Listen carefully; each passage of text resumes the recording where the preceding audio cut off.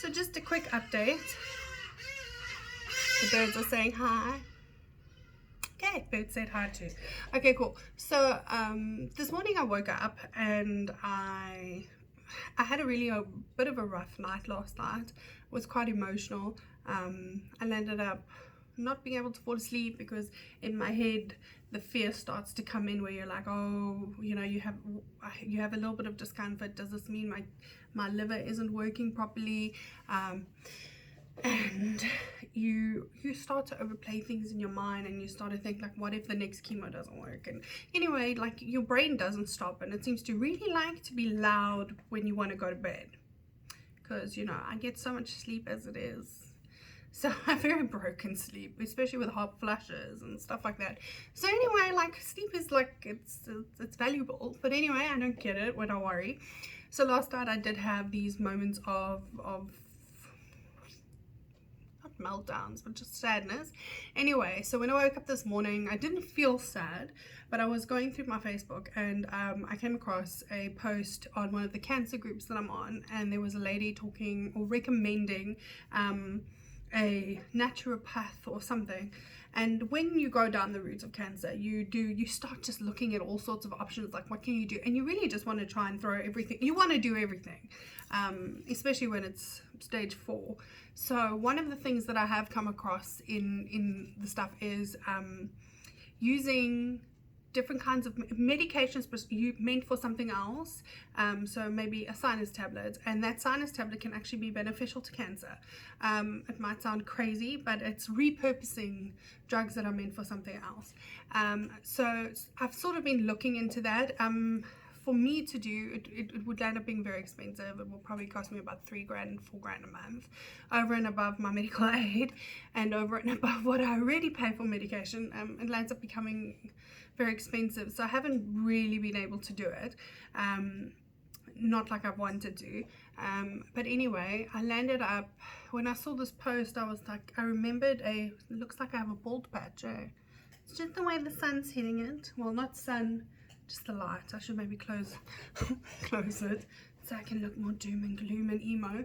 But anyway, I landed up having this sort of like a moment where I was like, there was this doctor that I saw for Ethan towards the beginning of the year, because I was a little bit worried about, he keeps growing. I mean, he's 12 years old and he's like taller than my husband. My husband's 6 foot tall, which isn't tall, but my son is taller than him, and he's just turned 12. So anyway, I'd gone to this doctor because she was recommended, and she actually said to me that day something along the lines of, all cancers kind of stem from the gut. And there was something else that she said, and I don't know, it kind of struck a nerve, and tears ran down my face, because I was like, this lady gets me. She understands what's going on. And anyway, so as I read this post, I was like, shit, why don't I actually contact her? Like, maybe she can help me or point me in the right direction or something. So I did. I landed up phoning, must have been just after 10, and I could get an appointment today, which like never happens. Whenever I phoned her, it's normally like a week before, or at least several days. It's not like, oh well, come today. So I took it kind of like as a sign that I'm supposed to be going there. So off I toddled. Yes, I straightened my hair. Look at that, making an effort. See, it's so nice and long now, and I'm like, I'll be quite sad if I have to cut it to get it ready for chemo. But anyway, I'm going to use it for now. I even put some makeup on, a little bit more drag queeny. It looks like there's fuck all there, but I can promise you there is a lot. I don't wear makeup, so this is like all weird for me. But anyway, besides the point again.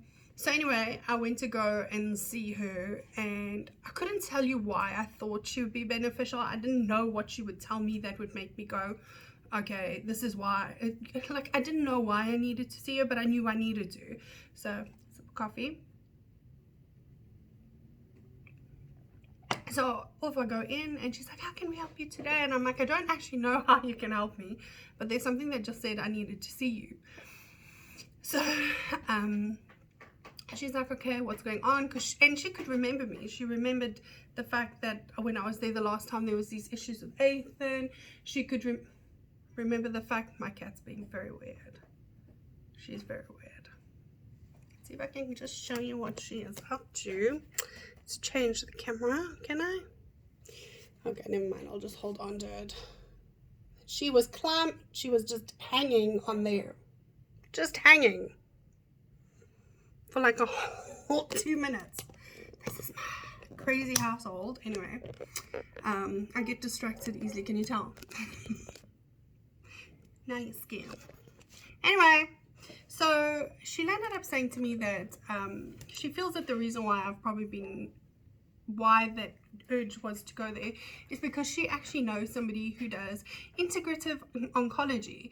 And what integrative oncology is basically she works alongside my oncologist, and we work out a plan for me. So we're doing the chemo and stuff, but there's things that I can be doing alongside what I'm doing that can help. So we will be trying different methods together. I would say that's what it is. But one of the things is because of these off-label drugs that I've done research in, normally these integrative doctors have knowledge of it. So I feel very positive that I was meant to meet this lady today, so I could get this other lady's number and make contact with her so that I can actually bring in all these things that I've been wanting to bring in, but I've been too scared to. I'm not a smart person. I might be able to talk to people, and I might be very friendly and warm and caring of everybody, but the one thing I'm not is scientifically intelligent. So when it comes to going through these books, you get so overwhelmed because it's information upon information, and then you have me who's like reading words, I can't even tell you, gamma pathways, and I'm like, what the fuck's a gamma pathway? Glutathione, what's that? Am I even saying it correctly? But what happens is I don't know, like they believe this with off-label drugs, and they believe that the cancer has 3 pathways that it runs across. And so if you block the one pathway, like with me, if we had to block the hormones, it's still got another 2 pathways that it will eventually mutate itself to, so it can go down that pathway. Cancer is very cleverer than me, clearly, because it understands science, but it does somehow. So what we want to do is we want to be able to block all the pathways. So while chemo is something that can be effective and it might be able to help shrink it, it's not going to kill the cancer. It will shrink the cancer, but it's never going to get rid of it. So what we want to do is we want to find a way to block the cancer from growing again. So let's say we get it down and we get those tumors too small. We don't want it to keep coming back. So we need to find a way to try and control it. So that's what I want to do. I feel like this is the path I need to be doing. I felt it from the beginning. Eating healthier is part of that. Exercising is part of that. Another part of it is the mental side, which I feel like I always felt like I had issues and stuff. Not always right full issues, but at the time I thought they were. In hindsight, probably not. But what I have learned is I don't have self-love. And I think that's my biggest problem. And I think while I like who I am, but I don't like myself physically. And while I have that mental block, and while I keep disliking myself physically, I'm going to keep giving it a place for cancer to grow. Because if you don't like yourself, you would think that you wouldn't want to live, but I do want to live. So yeah, Nicole has to learn self-love. There's a baby. Look at her being cute. So cute. I have 2 of them. I love them with their little naked bums. I tried to put outfits on them, but they can't walk when they got clothes on, because apparently their legs go crazy, so I just don't put outfits on them. But anyway, so I feel good today because I was like, okay, I'm moving in a direction where I feel like I'm starting to take a little bit of control, because so far it's just felt like the cancer has had its say and the oncologist, but I feel like, where's my say?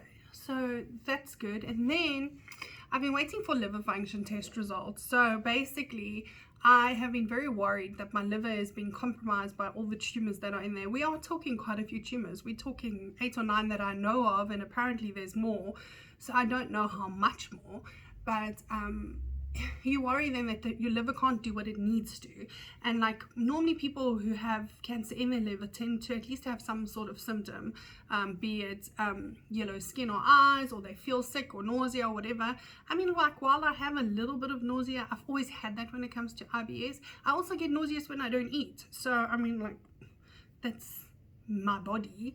So when I say I don't eat, I mean like I only ate today at like 12 or 1 o'clock or whatever. So I mean, like, we're talking about going a whole morning, and I need to stop doing that because I'm taking medication but I'm not eating, so it's actually not good what I'm doing. I have my faults, I know. Can't be 100% perfect. Anyway, so I got a call now from she's an oncology GP. So, and she said to me, I have good news for you, Nicole. And I'm like, oh, what's the good news? And she says that for the most part, my liver is doing very well. There are my bilirubin, that's the stuff that causes jaundice, is all with pretty much most of my liver function is within normal range. The only thing she said was slightly raised is AST, and she says that's something that's normal that it will raise because it sort of reacts when there's sort of any irritation in the liver, and of course there's tumors there. So what it is it's a little bit annoyed by the fact that there's tumors there. But she says it's not anything to worry about. You would see it in somebody who's taking too much aspirin as well. So it's not an abnormal thing. And then the other thing that she said was slightly raised is my gamma, but she said it's only just slightly raised. So she says that it looks good and I mustn't worry, no more sleepless nights. So I did say to myself that if I have to hear that my liver isn't doing well, then I'll probably struggle a little bit with that, because then the fear is going to kick in. But the fact that my liver is still doing okay, despite the fact that I have all of these tumors that have set up holiday and are having a grand old time at my expense, at least they're not being messy in there and messing up too much. So on that note, it is good. So yeah, just a quick update. It's not going to be a long one, although it still gets to 12 minutes. I don't know how I do that. Anyway,